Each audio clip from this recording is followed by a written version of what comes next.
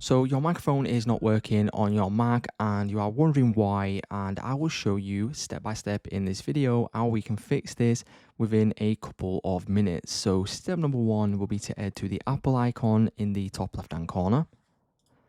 Click on System Settings, and from here what we can now do is scroll down until we see the option for sound. Select the sound option. And from here, you will now see an option for output and input. It will more than likely be selected on output. We now need to click on input.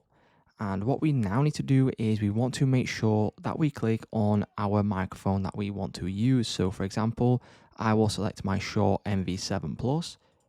Once I click on this and put the input volume to the maximum, what you will notice if the microphone is working correctly is that the input level here will go up and down as you speak into the microphone.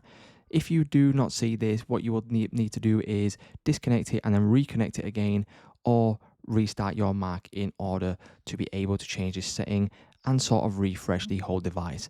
Once you do this and once you see this bar going up and down, that's how you know it was working correctly. So if this video did help you out guys, please leave a like on today's video and I will see you in the next one.